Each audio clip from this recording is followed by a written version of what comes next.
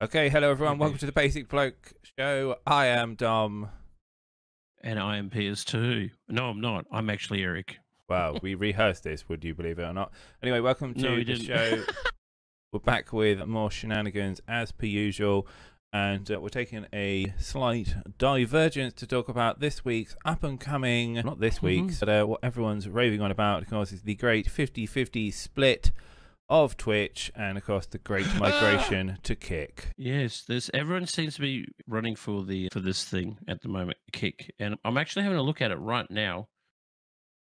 And slots and casino, pools, hot tubs and beaches.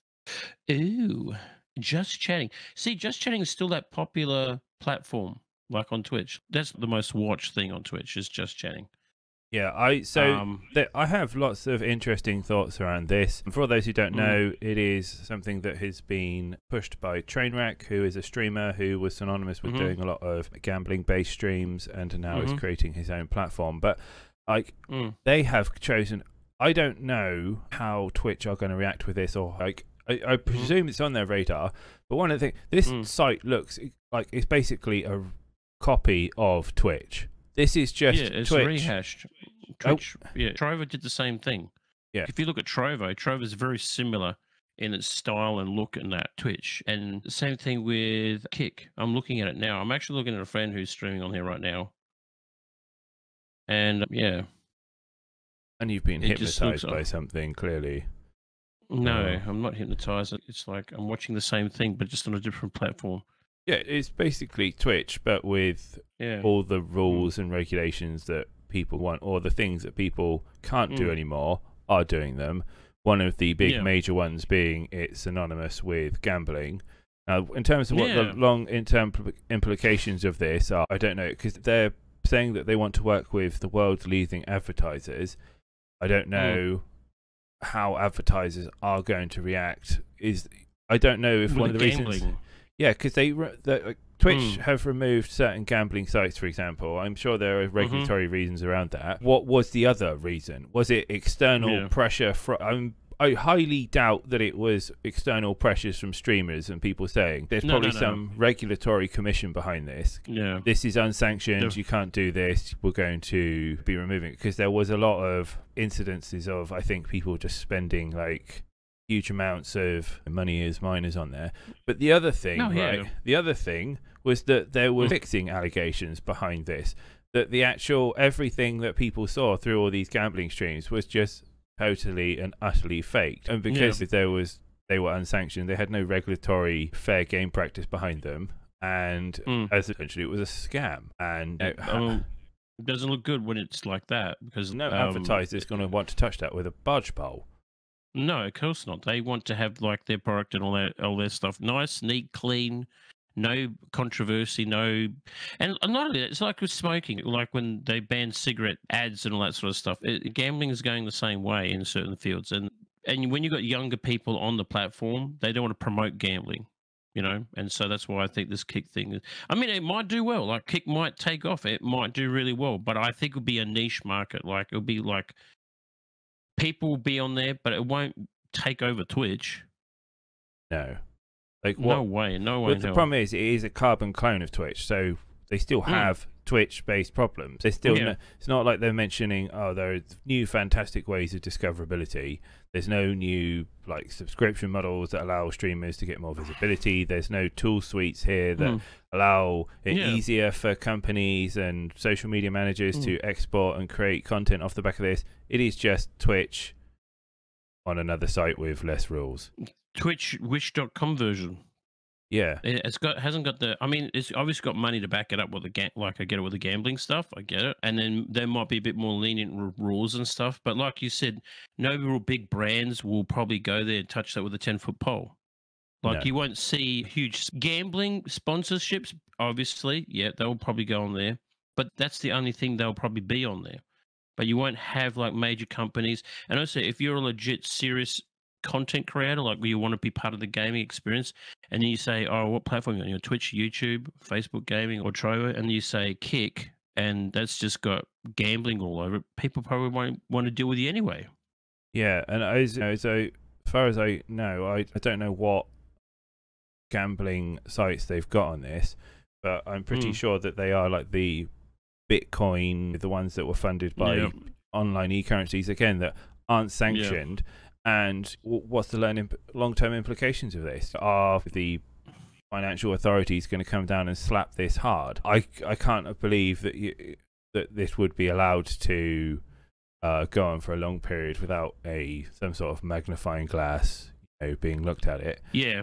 Also, this Trainwreck guy, I don't know much about him. I know that he is like a big deal, and I know that he left Twitch because like was he doing gambling streams, of course? Yeah, he was doing gambling streams, and they were funded by these external, like unsanctioned, essentially gambling sites. And there was a lot of controversy around the fact that these gambling sites, they weren't even gambling with their own money. These gambling sites were giving them huge amounts of money to just play around and essentially win, which means there's no risk to it whatsoever. And that's not a fair representation of really what's going on. You can't. And I think there was also something about like probabilities being increased for certain streamers when they were using these sites so that they would get more wins. Oh, look, you can never lose, etc. And while Heist, I can understand that high risk gambling is very exciting to watch in large sums of money. It needs to be a fair representation. There's a reason why gambling isn't an everyday profession. You don't see, people don't know, because it's risky and it's risky as consequences that associated with it. This person could potentially go fucking broke. Yeah, you could lose everything. People are attracted to that. But when you're using someone else's money or a company's money, and they give you like, here's $50,000, you can use that. It's not your money. There's no risk. Yeah. But if we take away and we don't look at the gambling side of things, and we just say, okay, this is just a platform switch from one person going to another, the problem still remains. There's very little discoverability. It uses exactly the same models. And I've been working in this industry for years as both a creator and as a professional. And the base problem still remains that if you have no traffic flow on one site, you are pretty much guaranteed that you're not going to solve the problem by going to another. Like, this is the base problem a lot of people have, is you need to be 100%. enough to warrant people to consistently check you out. If you have a flow of people coming in, regardless if they are all going, this content is rubbish or this content is really good, you solve so many problems immediately. And that's what people do not have. They do not have something that is putting them on a point above everyone else. So like wow, that's unique and different to what other people are doing. I want to check it out. And now that and it's hard to do. This is why streaming is so hard. This is why streaming is not a good career path to go down. It's a shitty career path. It's shitty. Like, it's shitty. And especially in the last couple of years, with COVID, and everyone just become a streamer, and now there's so many people out there who want to be a content creator or a streamer. And now you got a whole influx of all these people now who are trying to do this. But like you said before, no matter what platform you change, if you're not changing yourself, you're going to be in the same position every time. You can go to YouTube, you can go to Kick, you can go to Twitch. But if your content is boring, if you are boring or you're not bringing anything to the table, you're going to suffer the same consequence day in, day out. No one's going to be there. Exactly. And out of all the presentation and live, of all the performance-based online entertainment spaces, live streaming is probably the most difficult of them all. Because you're not just, you look at a series like a Netflix series, for example, right, where you've got 45 minutes of action from beginning to end, embracing you, engaging your emotion, and that might take a year to produce 12 sessions of that. And as an online entertainer, you are expected to create that every single day for 9 hours, for some people up to 12 hours, and then people wonder why it doesn't work out. Like, that it's just not an easy industry. Like, it makes my I know it's probably going to offend a lot of people, but when I hear the term, I'm starting my streaming career, it makes my eyes roll into into the back of my head. Like, what career? What? It's not a career. It's a risk take. It's a serious risk take, because be expected to be disappointed. It's been there, done that. And I know people are like, well, I'm just doing it for fun, etc. And there is nothing wrong with doing this kind of stuff for fun, etc. But unfortunately, a lot of why people do this is financial incentive, and people do at the base of their gut, regardless of what they say, like, oh, I'm just doing it to help the children, are doing it because they want some sort of financial restitute from it. And you know, the dream is that you sit there and you play video games and people turn up and go, oh my god, take my money. Yeah, here's my money. And just and all I had to do was play video games in front of people.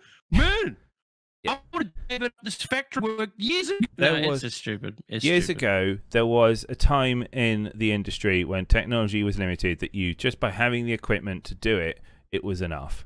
And that's no more. Yeah, but you can now stream on everything. Your fridge, your phone, like whatever. Microwave. Your toaster's got a fucking streaming camera in it. Yeah, it's just now everything is live service. Everyone has access to something. You can stream whatever you want, and you know what? 9 times out of 10, you can get an audience. Like there'll be some people with, and that's another thing. Like you can have like really amazing equipment. Like you can have the best monitors, sound equipment, computer, flashy lights. You could be, and then everyone will be watching some guy with a shitty camera playing FIFA. You know, and then people will be like, "Whoa, whoa!" It's just the way it is. It's just the way it is. It is. Streaming is a cruel mistress. It is unfair. People who will just be scratching their butt on stream will be massively more successful than people who are putting a lot of investment in time and effort. Yeah, I've seen lots of people, like me myself included, like where you look at analytics, you look at schedules, you look at maybe I should be doing this game, maybe I should change it up and do this and I'll do that and and you just get caught up in it. You get so caught up in it, and then you feel more disappointment than reward. And that's why I've stepped away from the Twitch thing, because I got sick of that thing, of that continuous growth. Because that's what Twitch wants you to do, and like most platforms do, they want you to just be on there because you're pumping out money for them, no matter what. If you're getting an audience and you're getting like a sub or some bits and some ad revenue, that's what Twitch likes to do. They like to keep you on there. Well, it's a very large. It's their value ladder, isn't it? You have a free. Hey guys, we're giving you everything, you know, for free here. You just stream on, etc. Oh, but by the way, if anyone does happen to subscribe, a little fish bites. Yeah, we're going to take some of that money. Yeah, and that's the price you pay for being on their streaming platform. Yeah. Now there's a big whinge about the 50-50. Everyone's complaining about the 50-50 cut. It's like, why are you complaining? You're using the platform.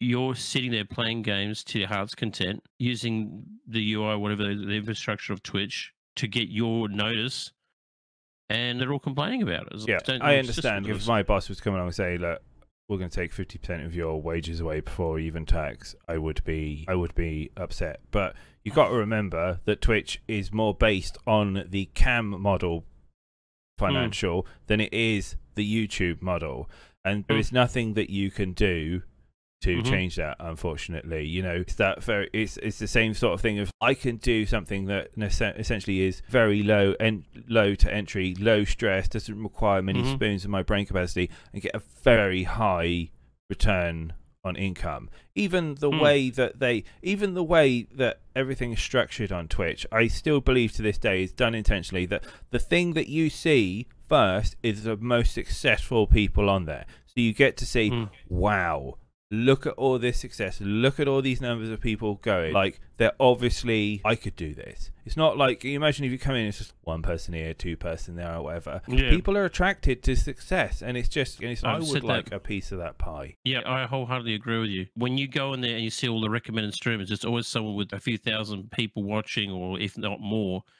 doing big numbers, and you go, wow, that looks amazing.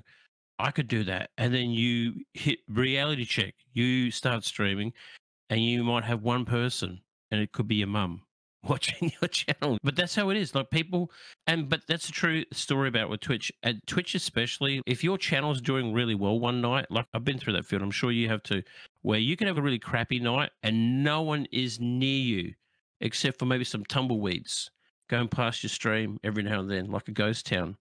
But then maybe one night you're streaming and you have a few raids, or you got a hype train going, and then suddenly the views are starting to creep up, and you might have 10 people, then 20, then 40, and then you might be up to 80 or 90 or 100, and then all of a sudden, out of the woodwork, everyone starts coming, oh, how you doing? Because people are attracted to success. People are attracted to see the hype. People are attracted because they want to be part of it. It's like an aphrodisiac. It's like a little adrenaline shot. Everyone wants a bit of that. But no one wants to hang around mopey bastards or people with no traction. It's just the way it is. Like you said, Twitch is a cruel mistress. Streaming is a very cruel mistress. It will chew you up and spit you out. Simple as that. And it's such a shame because there are so many different ways. Like, if you want to produce content or you want to be passionate about something, there's a million different ways that you can do it this day that don't have the overloading burden of streaming for 5, 6, 7, 8, 10 hours. Exactly. You've got TikTok, you've got YouTube, you've got Pinterest, you've got Reddit, any Instagram, number of ways. Even Instagram. You can post shorts and reels on Instagram and do photo stuff. What gets me though, right? You look at us, right? We are pumping out, what, 3 or 4 videos a day, right? And what, that consists of maybe a couple of hours max, right? If you're streaming, let's just say 5 or 6 hours a day, imagine how many short videos you could do and how many audiences you could potentially reach with those many videos in a day. When you're just sitting there streaming to maybe 1 or 2 people. That's the problem I see with a lot of people. They don't see that. They say, I never have time. Well, you need to make time. You need to do the time. 6 or 7 hours that you're streaming, cut that right back to 2 hours. And then the rest of the 4 hours, make content. Make videos. That's the problem with a lot of streamers out there, is not doing that. They're just streaming day in, day out, hoping that someone big like Google is going to come out there and throw them $100,000 grant or a check saying, oh, you're the best thing I've seen on Minecraft in years. It doesn't happen. I still feel like streaming is slowly but surely going the way of the dodo, or it's evolving into, like, my as someone who is heavily involved in this industry, when I finish my day's work, right, I don't want to sit there and watch your stream for 2 hours. You have done nothing to earn that monopoly of my. So time is the essence. I want to see someone who's passionate about something, but I want it done in a condensed form. I want someone that will either enhance my enjoyment of something that I'm interested in. So, for example, Diablo 4. Tell me more about Diablo 4. Tell me things that I don't know. Keep me up to date with the news, etc. Or I want you to take where I am in terms of my mood and raise it up for me. Bring me enjoyment. Give me some sort of stimulus, etc. But do it in. I don't need to watch you for 2 hours to do that. And the newer generations are realizing that, because we've seen such a rise in short form entertainment. And it's just now, it just leaves like this wobbly kind of group of people who are just still know what Twitch is. They still watch it, whatever. And I think they're diminishing. I think, honestly, I struggle to believe that there are like a large proportion of people who's involved in the Twitch ecosystem are just people who want to be successful in the Twitch ecosystem. It's like this giant circle jerk of it. I've got no other data to prove this, but that is what I feel. Yeah, I agree on that, because there's a lot of people I know, and even like people I know in real life, who just want to just think it's Twitch, only Twitch, and just work around that ecosystem Twitch, and it doesn't work. It doesn't work. It does not work. And the younger generation, and not only that, like I think even older people now are in the same boat. You get on your phone to TikTok and you can go from happy to sad to angry in a spate of a minute, on depending on the content you're flicking through. And you're going through a world of emotions through TikTok, even through shorts on YouTube. And that's what people want. They want that rush, and they don't want to sit there, like you said, for 2 hours waiting for it. And it's not subs, it's not bits for people, it's time. Time is the most important thing, that your commodity that you're giving to content creators and streamers out there.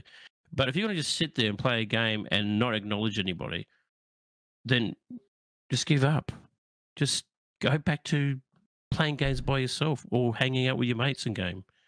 So here's the thing: if you want to be successful in like the entertainment space, right, regardless of Twitch, you need to like, not using the terms niche or whatever, you need to have an interest and you need to be obsessive about it. You need to throw your heart and soul into it, and you need to be able to demonstrate that you throw your heart and soul into it.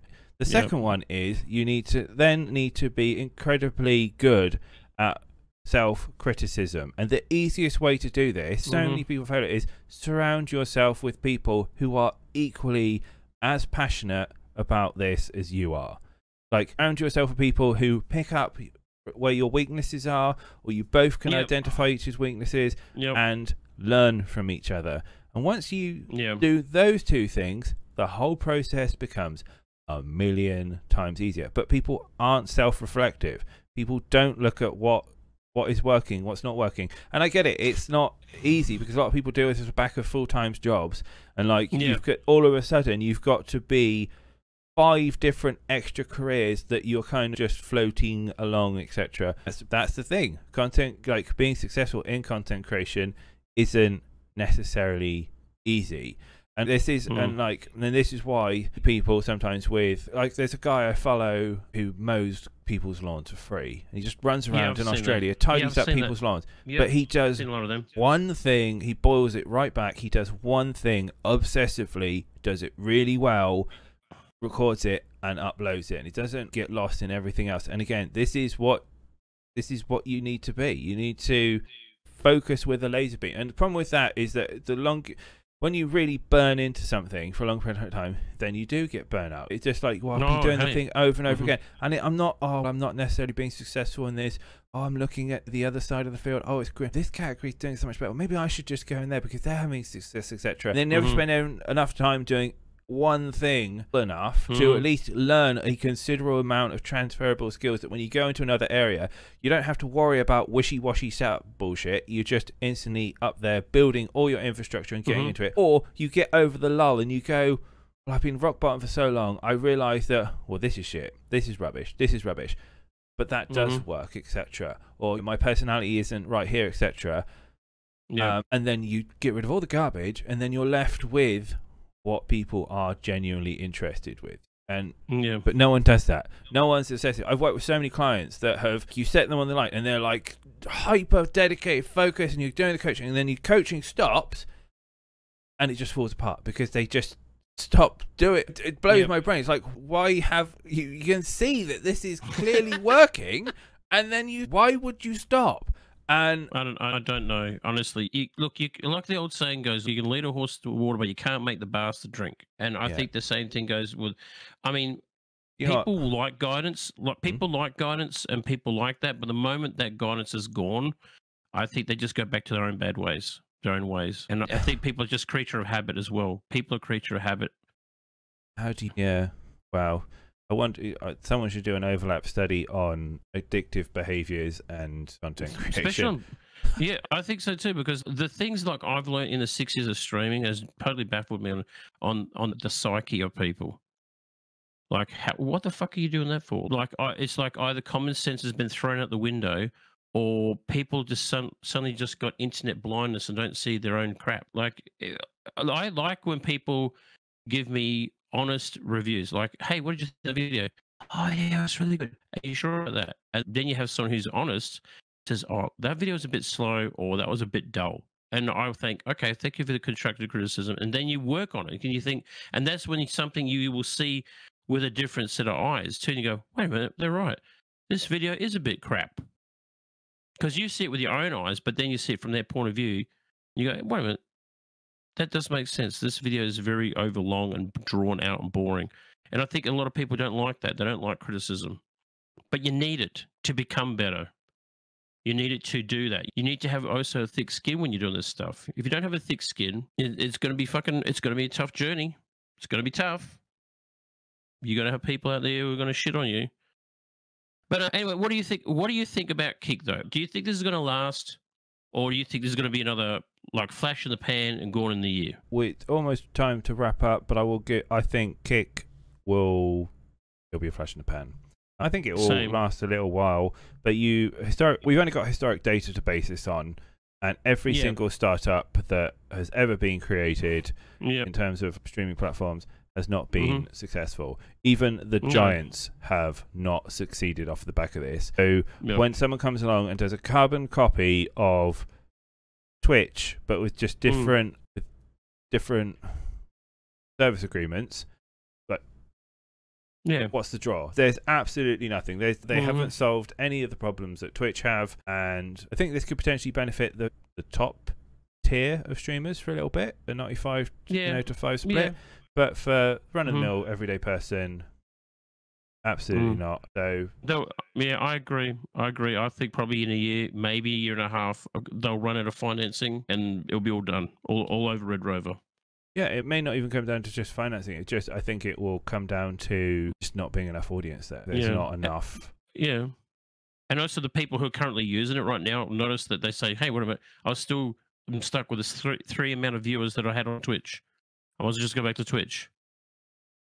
You know, as well. Platforms don't make you interesting. It's you who's got to make yourself interesting, not the platform. Don't stop blaming the platform and blame yourself. It's some harsh reality there, but we're saying this for your own good. Anyway, that's all we got. Your own stuff.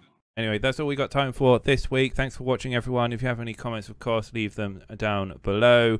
And you can follow us on all our socials at Basic Blokes. So until then, have a great week, everyone, and keep bloking along. Bye.